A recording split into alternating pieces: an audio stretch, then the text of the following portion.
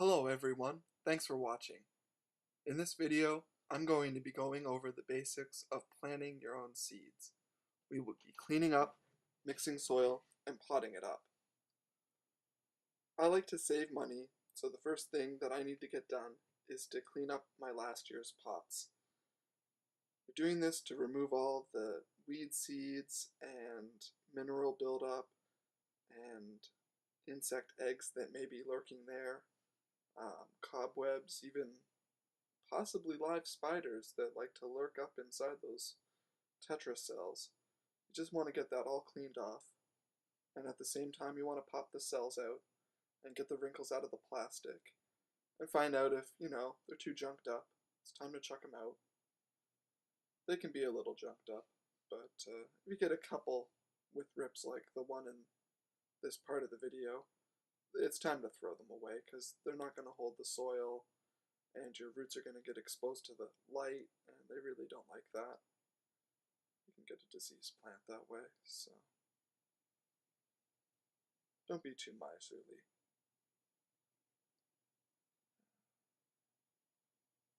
I'm reusing tetracell pots from years gone by, but when I want to restock, I wait for late season nursery sales. Grocery chains usually have pop-up gardening centers. When these have their closeout sales, you can purchase flats of dead plants for a nickel to 10 cents. Just keep an eye out for damage to the tetracells. You just want to get flats that are full of pristine tetracells.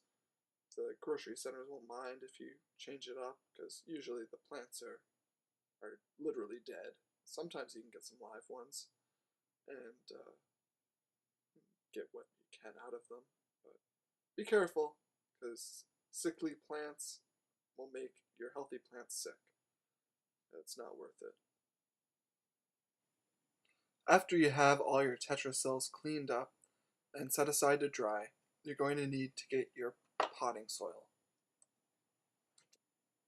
I'm using ProMix.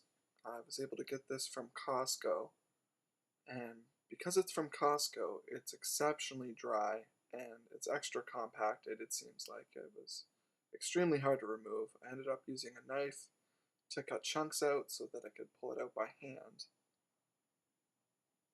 It was a real pain. I ended up going back with a small shovel to finish the job. Now, if you're going to end up using a whole bale at a time outdoors, you can get your garden hose, turn it off, take the spray nozzle off, cut a small hole in the corner of a bag, and work the garden hose inside of the bag. Put it down to the bottom of the bag if you can, and then just turn the water on and leave it. And after about a half an hour to 45 minutes, depending on the size of your bag, you come back and you've got perfectly wetted soil, and it's all in one place. And you won't be able to move it because it will weigh 200 or 300 pounds. So make sure, if you do this, that you put the bale within a few feet of where you want it before you turn the water on. It's no problem to move beforehand, but after you soak it, that's a couple hundred pounds. Now, once you have your medium in a container like mine or a Rubbermaid container, you're going to have to wet it down. Not all at one time. The key is uniform consistency. You want to add your water and then mix it, and then add some water and then mix it. You want to really stir from the bottom to get all the dry soil up to the top, and just keep mixing and mixing. And near the end, you'll probably have enough moisture, but you just need to keep mixing so that it's all exactly the same level of moisture throughout the soil. And when you feel you've got it down, you're going to want to take it and do what's called the ball test. If you take the soil up in your hands and it won't form a ball, it's way too dry.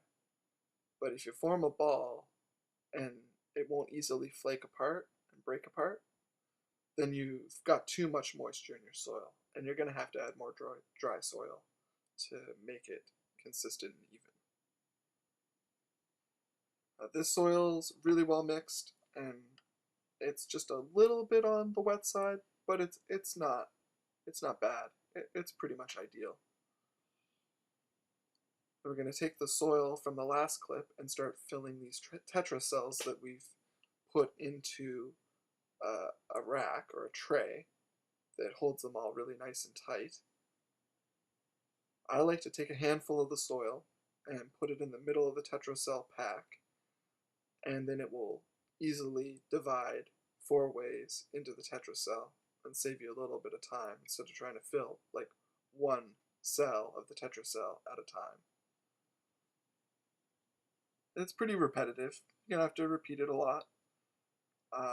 You really, really want to aim to have the soil all in the same plane, because if you start growing your seeds at different heights under light or even under natural light, your plants are all going to end up different heights. They're going to end up overcrowding each other, and you're going to have nice plants, and then you're going to have really bad plants. You're not going to have consistent nursery quality plants. And if you're going to take the time to grow indoors from seed, you're going to want to have results that are as good or better than what you can buy from the nursery, because it's taking a lot of time and energy for you to do this. But if you take the time to follow these guidelines and start your plants, you really can compete with the nurseries.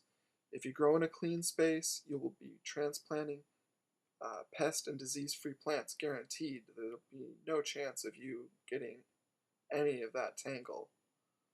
And you may want to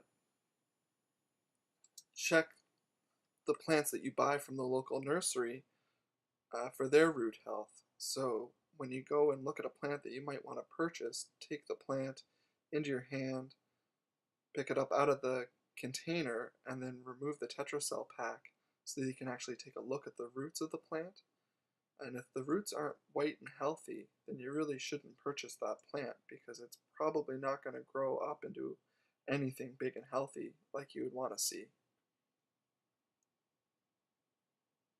And finally, once you're happy with the soil, make a 1/8 to a 1/4 inch indentation,